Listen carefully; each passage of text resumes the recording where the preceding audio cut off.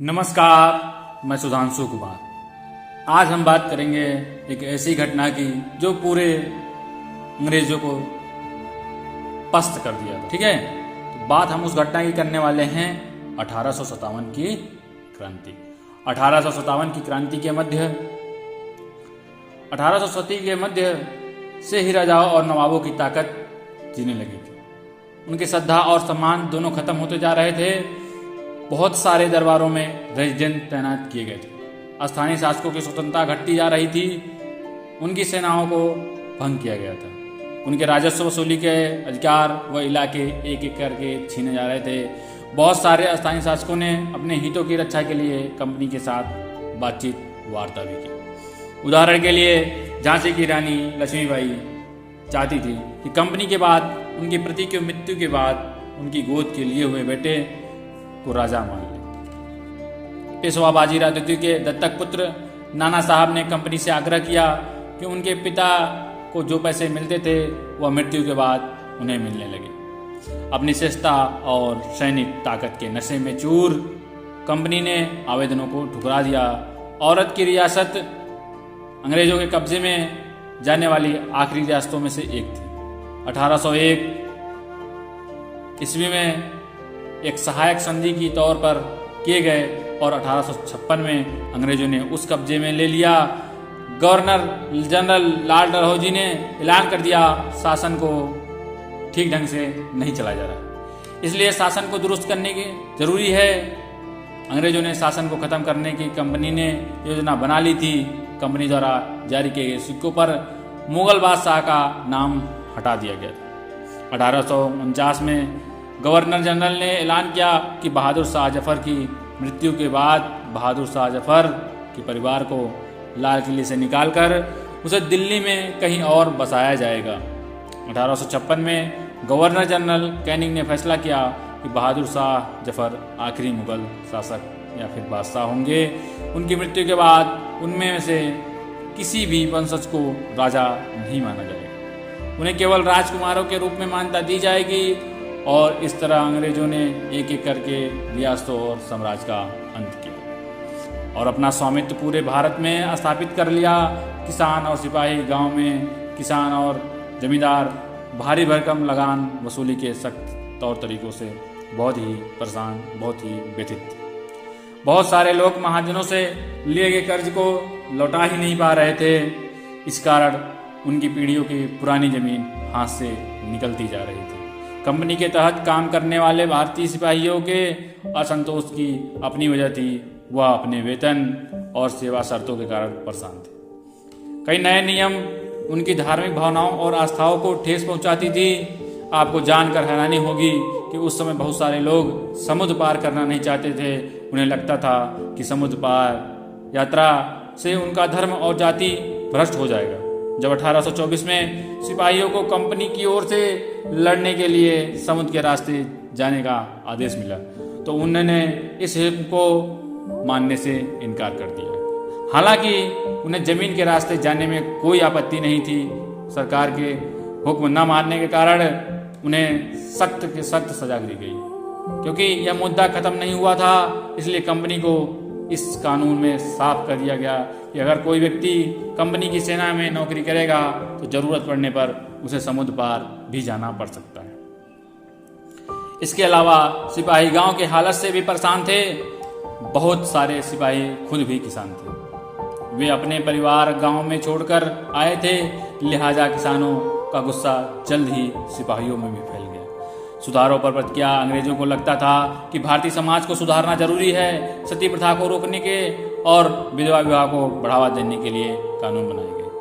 अंग्रेजी भाषा की शिक्षा को जमकर प्रोत्साहन दिया गया। इसके बाद कंपनी ने ईसाई मिशनरियों को खुलकर काम करने और यहाँ तक जमीन व संपत्ति जुटाने की आज़ादी दे दी थी। साल 1850 में नया कानून बनाया गया जिससे ईसाई धर्म को अपनाया गया और आसान हो गया ईसाई धर्म का कानून अपनाना। इस कानून में प्रावधान किया गया कि अगर कोई भारतीय व्यक्ति ईसाई धर्म अपनाता है तो पुरखों की संपत्ति पर उसका अधिकार पहले से ही है।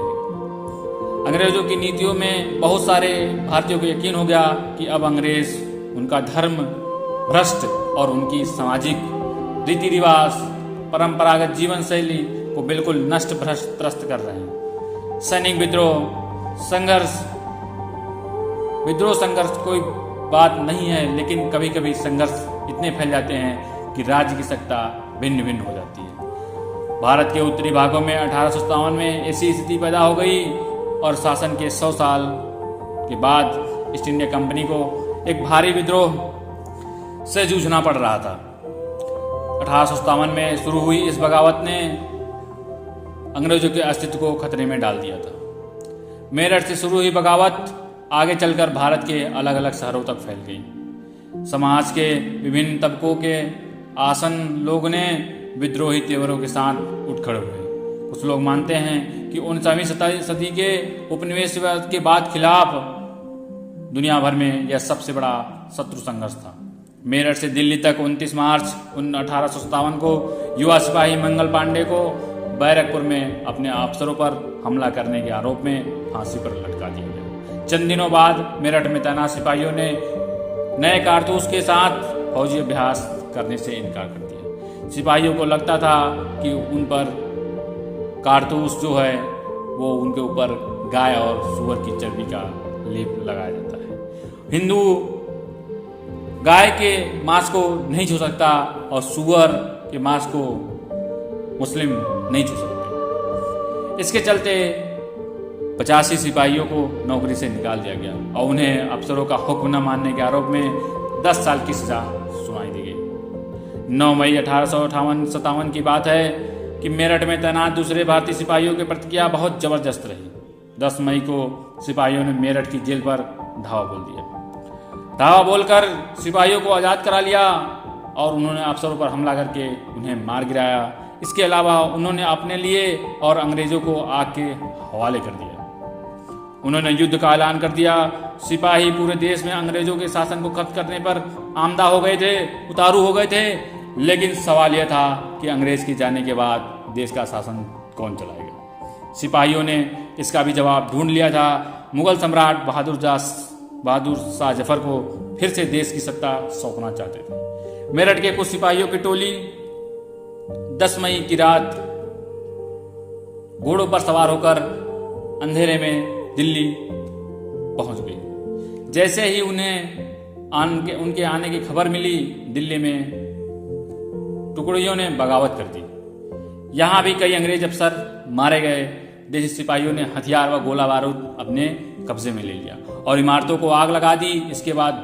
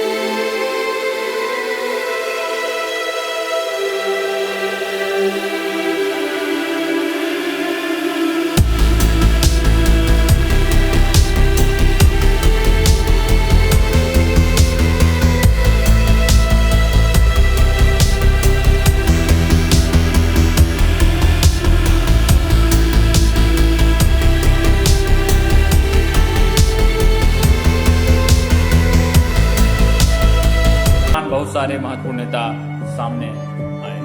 उदाहरण के लिए फैजाबाद के मौलवी अहमदुल्ला शाह ने भविष्यवाणी कर दी कि अब अंग्रेजों का शासन जल्द ही खत्म हो जाएगा। समझ चुके थे कि जनता क्या चाहती है। इसी आधार पर उन्होंने अपने समर्थकों को एक विशाल संख्या लड़ने के लिए अपनी समर्थकों के साथ अंग्रेजों से लड़ने लखनऊ जा पहुंचे। दिल्ली में अंग्रेजों का सफाया करने के लिए बहुत सारे धर्म योद्धा इकट्ठा हो। बरेली के सिपाही खान ने लड़ाकू की एक विशाल टुकड़ी के दिल्ली की ओर कूच कर दिया, जिसमें एक व्यक्ति साबित विद्रोहियों के साथ दिया। महीनों तक अंग्रेजों के साथ लड़ाई तमाम इलाकों के नेता और लड़ाके युद्ध में हिस्सा ले रहे थे। अंग्रेजों का पलटवार।